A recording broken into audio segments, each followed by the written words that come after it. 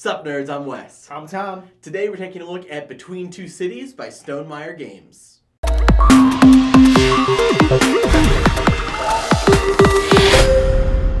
So Between Two Cities is a drafting tile laying game where you're building two cities, but kind of in a co-op manner where you're building each city with a person on the left and the right of you, and then you get to score whichever city is the lowest of those two. Right, so you are literally between the two cities that you're building, and you're trying to discuss with the partners on your left and your right, I drafted these two tiles. Should this one go here, or should that one go there, and where in this city should it go? But ultimately, the reason why you're building the two, and you only get points for whichever one is lowest, is so that way you don't favor one. You don't just put all the good stuff in this one and then screw that one. They both have to be equally good.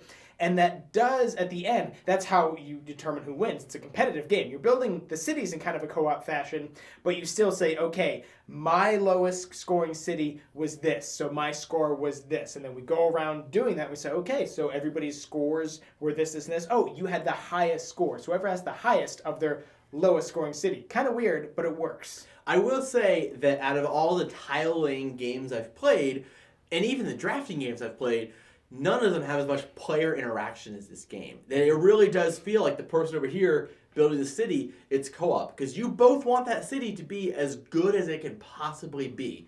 So you really are helping each other, saying, oh, hey, I'm going to try to get some yellows, you try to get some greens, we'll see what happens. And then the same over here. And it does get kind of interesting because you can totally be like, oh, hey, don't put that green over there. Put that green in this one. No. They don't need green. Just give them that blue. We want that green over here.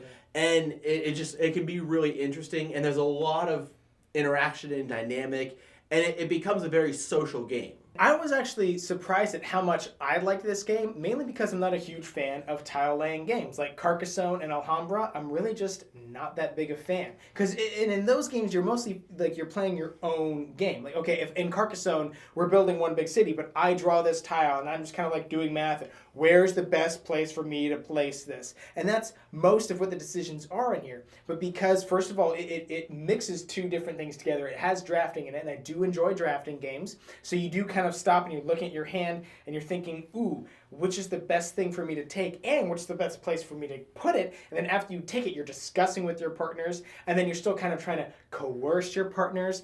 And now I will say that in terms of tile laying games, this is almost less of a tile laying game as much as it is like a set collection, because where you place tiles isn't super important. The yellows need to be in a line. The greens need to be touching, and the factories can't touch a house. But that's about it. So you can screw yourself over by putting things in a certain way, and then you draw another tile and go, ooh, I really want to put this here, but I can't. It's not great. Like, it's possible, but that's less of the gameplay as much as like the drafting and the coercing other players. That's a much bigger factor. So I do feel like this game is really easy to be introduced to or to introduce to someone because it does have that almost co-op feel of, we're building the city together, and if I don't really know what I'm doing, he can kind of say like, oh, hey, see how we have these 3 yellows in a row, so if you can get another yellow, that's great because it's going to give us a lot more points. Or, hey, make sure you keep an eye on all these houses down here. Don't draw an industry because we'd have to put it down here, and that would just nullify these houses. And you can really kind of coach people through. You also have to watch out for that, though, because a really cunning player can really manipulate just an idiot who's playing this game. That like, oh, hey, you should totally put that one over here and not over there, and just kind of screw them over and help themselves, because even though you are building it together, you really don't want them to do well. And I want this city between me and Tom to be really good. I want this one to be better than this one, and I want that one to be worse than this one. So that I get points for this city, Tom gets points for that city, and this city is better than that city. So that can be kind of confusing, and I've talked to a few people who were kind of turned off by the scoring mechanism of that, but I really like it because it does help you not like, oh, hey, I don't like this guy, I'm just going to, forget that city, I'm just going to focus on this one. You really are trying to build them both up and be kind of equal. Ideally, both your cities are going to be going at the same rate so that they're both really high, so even when you score the lowest, it's still worth a lot of points. Ideally, you would want them to both be exact, right? I mean, you're not going to get them exact, but you want them both to be really, really high and really close to each other, so that way, and there's a lot of things going on, right? Like, so while I'm focusing on building this city and this city, my focus is already split between those two. I can't really watch everybody else at the table. So like the factory tiles, those score based on whoever has the most. So I'm incentivized if I'm going to draw one, I should stop and look at everybody else and see who has a lot of factory tiles because I want to have the most. If I'm taking a whole bunch but I'm going to be second place, maybe it's not worth it. But I kind of can't do that. My focus is divided up so much and the game does kind of go really quick that I kind of can't do that. So it's possible that it's overwhelming for some new players. By that same token, a lot of the scoring mechanisms, like the way that the buildings score, right, they're really simple. They're really straightforward in terms of a tile laying game. So there's nothing super unique in that. It's not like, if I put this one right here, that'll score this and that'll do this and that'll get, there's no like combos. But because you're building two at the same time and you're competing with the people, but you're also not competing with the people next to you and like all this kind of stuff, it all boils down to be a relatively complex game with a lot of good decisions, but no specific mechanic is super complex. I do like the yellow tiles. So in the main game, you basically have 3 different drafts. One where you're drafting just the purple squares, one where you're drafting the yellow rectangles, and then back to purple squares. These are really interesting because some of them are vertical and some of them are horizontal. So when you get them, you're like, this is perfect, but it doesn't fit. Or, this gets me my greens touching, but then it puts a factory next to a house, and it can these can really screw you over. And I think that kind of adds to the fun of the game because it does kind of, there is strategy to it. I feel like it makes it a little less strategic because every single thing you place doesn't matter as much because you're going to place some of these that are larger and therefore you can't pick exactly where everything goes. And it can really throw a wrench in your gears, which kind of like levels the playing field at some point. I feel like these really heavy strategy where you put things, when you have things like this that can throw people off, it helps the people that don't have as much of a precise strategy catch up. Yeah, and that's really the way that you can screw yourself over. Like, because there's so many times, and you have to build a 4x4 square and all that kind of stuff. There's so many times when I'm in an early game and I'm placing tiles and I'm like, it kind of doesn't matter. As long as I don't do X, Y, or Z, I'll just put these wherever. And then I draw these double-sided tiles and go, And because I'm building 2, there are so many times I'm like, this and this would be great over here. But I can't do that. And then the fact that you're drafting and you have to build a 4x4 square really does lead to some like hate drafting. Like I never played games where I'm like, I could really use this factory. But if I pass these and I give just factories to him, he is forced to put a factory next to that house over there in that city and lose all those points. So where it's not super heavy and it really doesn't take effect until like the last round or the last few rounds, it definitely does have a little bit of that hate drafting mechanic in it. This game is definitely a variety of different mechanics because it's drafting and tile placement and cooperative, but also competitive and the hate drafting that you can do and also just the solo play of what I'm going to put where. It's kind of like you're taking your fry and you're dipping it into a bunch of different sauces. That's stupid, but it's, you get fries. So at the end of the day, after playing this game a bunch of times, I really was thinking, how you order like a large fry and you get a bunch of sauces? So they do add a few things that help you kind of conform the game to however you like it to be.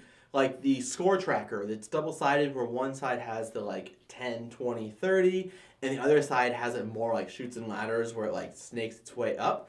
So whichever way you prefer to count your score, you can choose. It has this deck of seating order. So if you're like, I don't want to sit next to Tom again. Tom sucks at games and I hate playing games next to Tom. You guys can use this deck of cards because no one wants to sit next to Tom, which are a little bit funky, like number of currently worn pieces of clothing, accessories, and objects in pocket, or alphabetical by first letter of current favorite game, or alphabetical by last book read. So if you wanted to use these, you could. There's also a whole deck of cards that lets you play the game solo, which I don't know if I would ever play it solo. I like the game.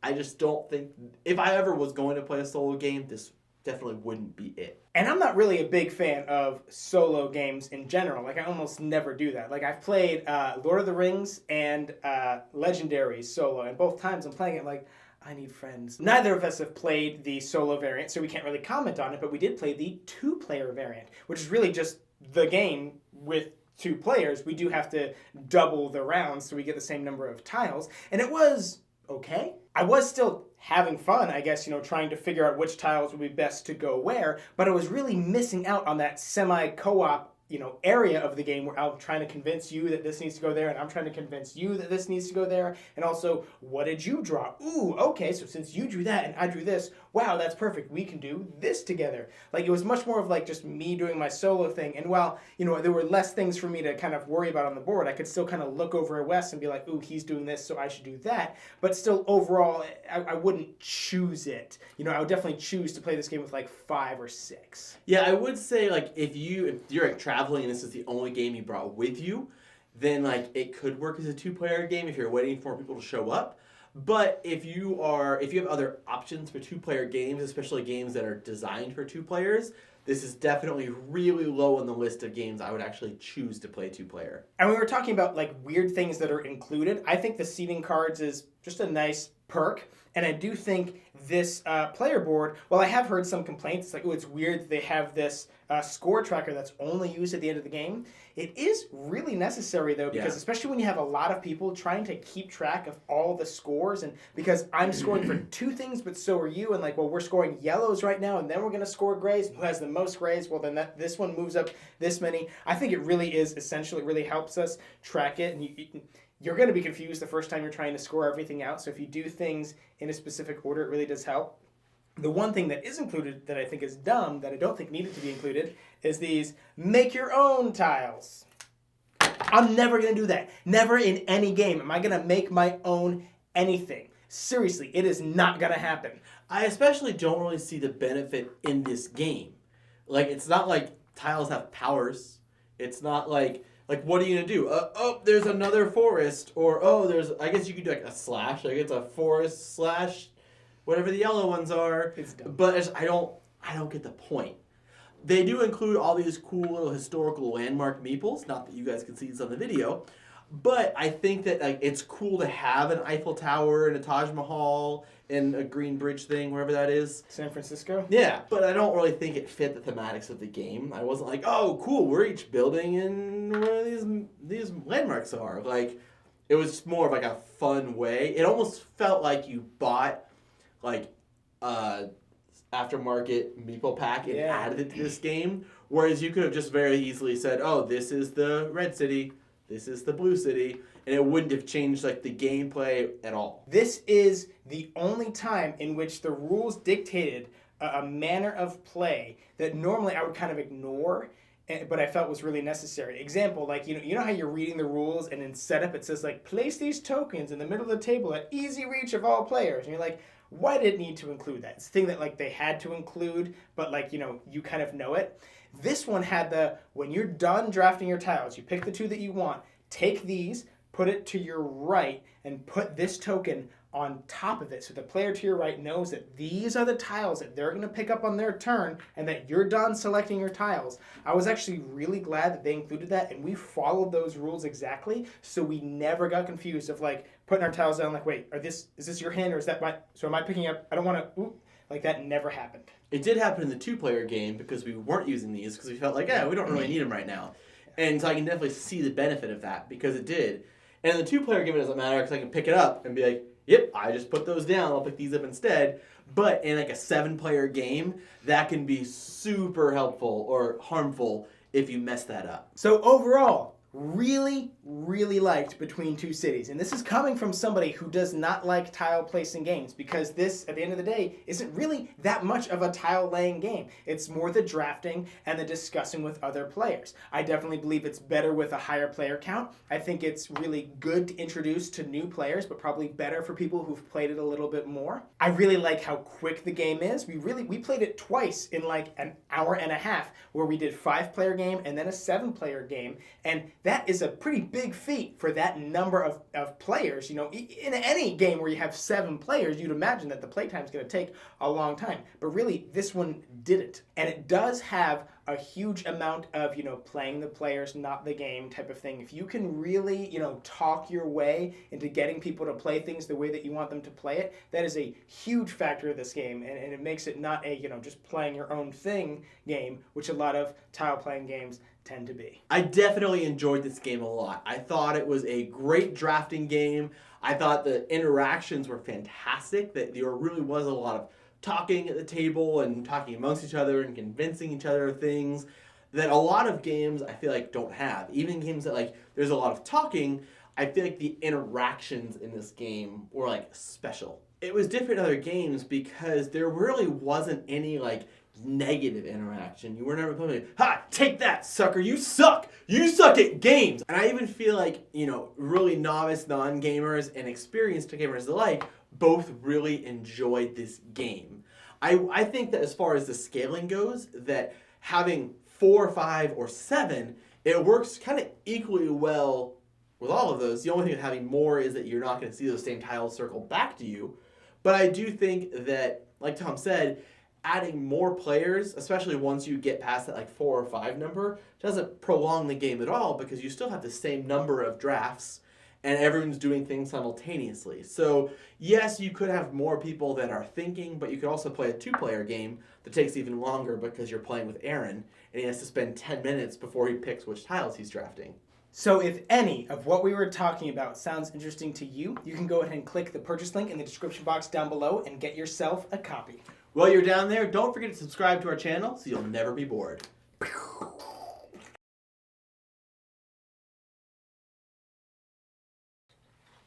Getting drunk and filming videos. That's I love that we do this full time now. Oh man, it's so great. I quit my job. I just review games. I also got foreclosed on, but that's not important. Yeah, also, so what is this like final notice thing I keep getting?